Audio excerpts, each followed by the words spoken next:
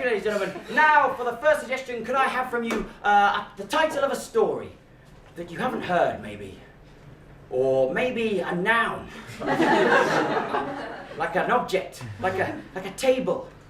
No? say something you can see. Foot. Wonderful. And can I have an adjective? Lovely. Lovely.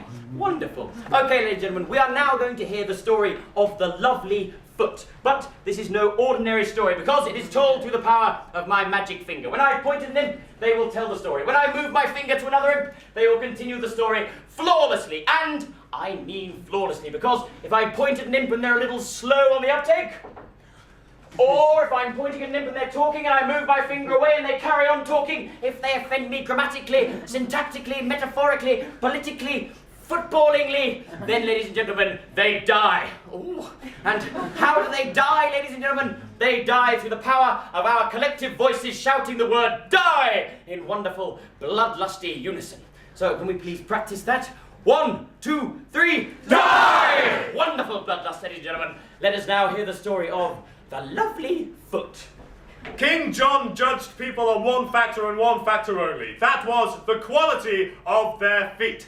Yes, he was looking for a wife, and every woman in the land was ugly in the same way. Their feet were disgusting, for they laboured so hard in the fields. Every day he would look at a new woman. And he would think, God, she has dirt all over her toes. What am I to do with these filthy women who invest my land and life? One day he thought to himself, I will do away with these bunions and corns. I will find some sort of woman who does not have them, and to do that I must travel somewhere else. I must travel to a land far, far away where the women walk on moss. Oh! She carried on speaking when I moved my finger away. 1, 2, 3, die! Oh dear, ladies and gentlemen, a death so early on. So, we've got this king who is looking for a woman who doesn't have bunions all over her feet, but all the women are farm labourers, it seems, who develop bunions. So, could I have a title for chapter 2 to maybe bring these narrative threads into a more exciting train of brilliance? No?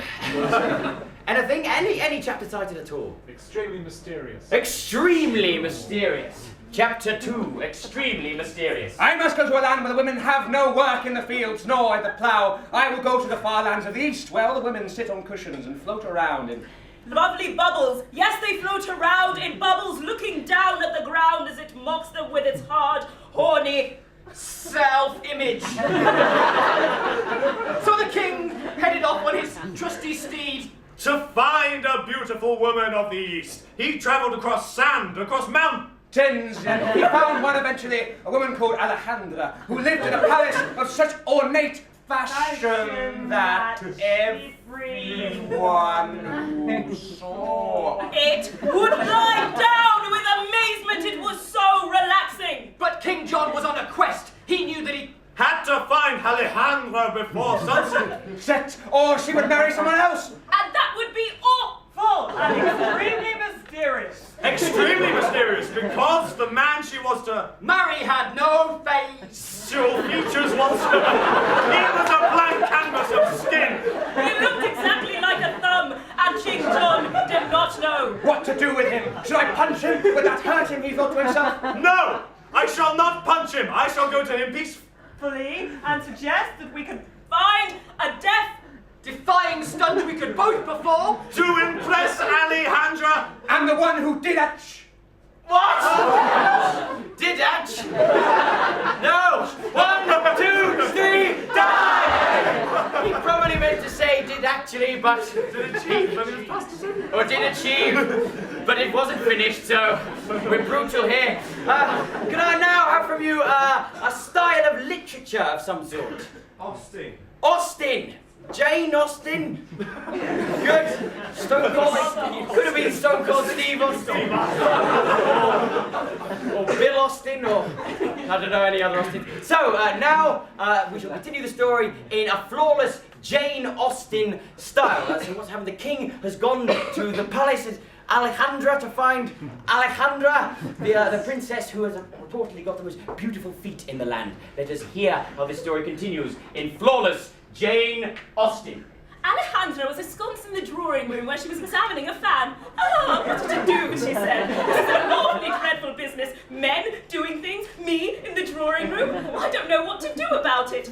I feel so helpless, and she began to blush and fanned herself with a small piece of paper that was lying nearby. King John came into the room.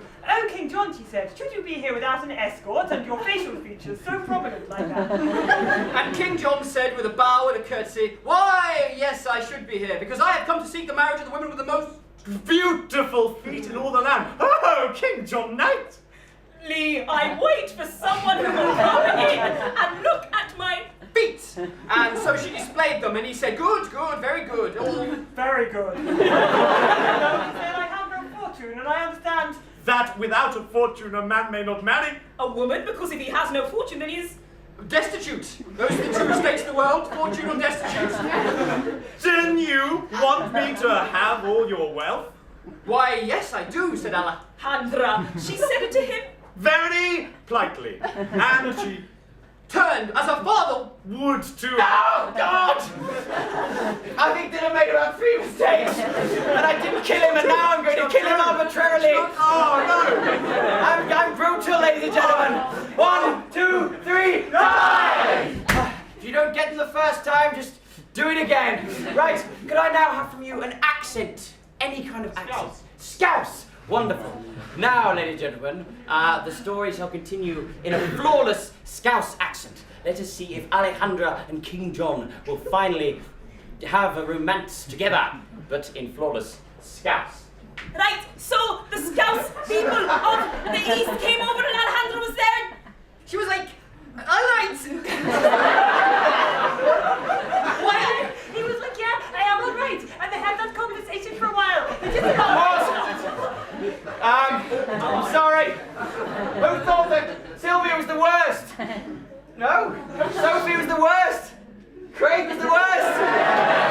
1, 2, 3, die! Ladies and gentlemen, it has now come to the denouement. The denouement. For that, could I have a commonly used letter of the alphabet? E. O. Oh, I heard O. Could we also have a chapter title for the final chapter? Or the denouement chapter? The Oval Apple. The Oval Apple. That is a very good title for this reason, that now this denouement chapter will continue without the use of the letter O. Feet were great, and King J liked feet. He suggested marriage. She said yes. And they were happily married inside an apple, which was less than circular. It was a shape that we shall never speak feelingly. Never feelingly. That is certain. The man was sad. He had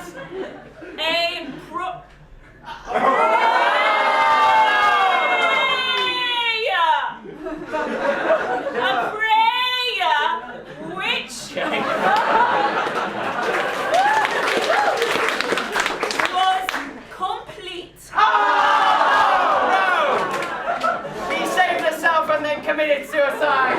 1, 2, 3, die! Round of applause for winner Sylvia!